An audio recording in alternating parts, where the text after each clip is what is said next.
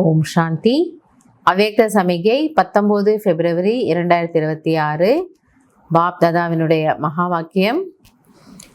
इस परमात्म ज्ञान से ही विश्व में एक धर्म, एक राज्य, एक मत की स्थापना होती है. பாபா சொல்றாரு, இந்த பரமாத்ம ஞானத்தின் மூலமாகத்தான் உலகத்தில் ஒரு தர்மம், ஒரு ராஜ்யம், ஒரு வழி ஸ்தாபனை ஆகின்றது. பாபா நமக்கு இப்போ ஸ்ரீபாபா ஞானம் கொடுத்துட்ருக்கிறாரு. நம்ம இதை கேட்குறோம், எல்லாரும் ஒரு ஸ்ரீமத் படி நடக்கிறோம், எல்லாருடைய சம்ஸ்காரமும் ஒன்று போல் ஆகுது. அப்போ போகக்கூடிய உலகத்தில் எல்லாரும் ஒன்று போல் இருக்கிறோம். அங்கே கருத்து வேறுபாடோ அங்கே வேற்றுமையோ கிடையவே கிடையாது.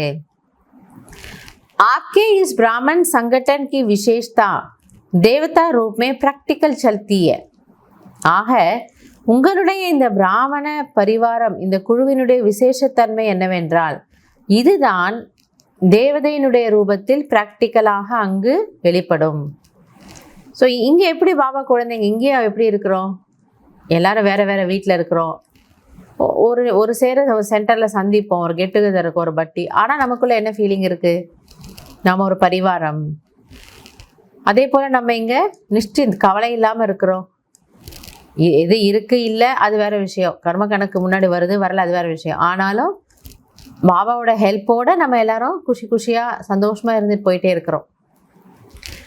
பாபா என்ன சொல்ல வர்றாரு? இந்த பிராமண பரிவாரம், இந்த சிஸ்டம் இங்கே எப்படி இருக்கோ, அன்பாகவும் இருக்கிறோம், விலகி இருக்கிறோம், அட்டாச்மெண்ட் இல்லை, ஆனால் ஒருத்தர் மேலே அன்பு இருக்குது, குஷியாக இருக்கிறோம். இது என்னுடையது, நம்ம எதையும் பிடிச்சு வச்சுக்கல, ஆனால் நல்லா இருக்கிறோம். இந்த ஒரு சன்ஸ்கார் அப்படியே எங்கள் தேவதைகளுடைய ரூபத்தில் நீங்கள் எல்லாரும் நல்லா இருப்பீங்க. ये विशेषता ही कमाल करेगी, इससे ही नाम बाला होगा, प्रत्यक्षता होगी. ஆக இங்கு உங்களுக்குள் இருக்கக்கூடிய ஒற்றுமை, சன்ஸ்காரங்களினுடைய ஒரு இணைப்பு, இதுதான் உங்களுடைய ஸ்பெஷாலிட்டி. இதுதான் பாபாவை பிரத்யக்ஷப்படுத்தும். அப்போ உலகமே வியந்து பார்ப்பாங்களாம், இத்தனை பிகேஸ் இருக்காங்க, ஆனால் இவங்க எப்படி இவ்வளோ ஒத்துமையாக இருக்கிறாங்க, இவங்களுக்குள்ள ஒரு சண்டை சச்சரவு இல்லை, ஒரு மனமுட்டா, அதாவது மனக்கசப்பு அதெல்லாம் எதுவும் இல்லை, எப்படி இவங்க நல்லா இருக்காங்க. அப்போ அவங்க பாபா பற்றி யோசிக்க ஆரம்பிக்கிறாங்க. तो इस विशेषता में नंबर 1 बनो. அதனால் பாபா சொல்லாரு, இந்த ஒற்றுமையில் நீங்கள் என்ன ஆகணும்?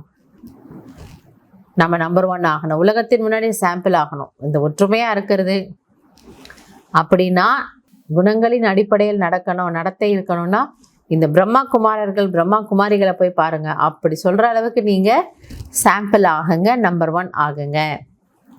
इसके लिए जो अपना मूल संस्कार है उसको मिटाकर बाप दादा के संस्कारों को कॉपी कर समान और संपूर्ण बनो, तब हर एक से बाप दिखाई देगा और प्रत्यक्षता होगी.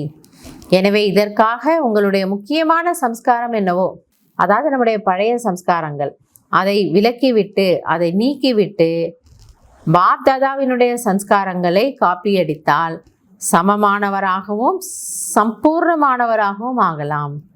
பாபா அடிக்கடி அவ்யக்த முரளியில் சொல்றாரு, பாப் சமான் ஆகணும்னா ஃபாலோ ஃபாதர், அவரை காப்பி பண்ணுங்க, அவர் என்ன பண்ணாரோ அப்படியே பண்ணுங்க. ஸோ நம்ம எல்லாரும் அவர் என்ன பண்ணாரோ எல்லாருமே அதை அப்படியே காப்பி அடித்தோன்னா எல்லாரும் ஒன்று போல் என்ன ஆகிடுவோம்? ஒரே சீரான சம்ஸ்காரங்களுடையவர்களாக ஆகிடுவோம். அப்போ பாப் சமான் நிலை வந்துடும்.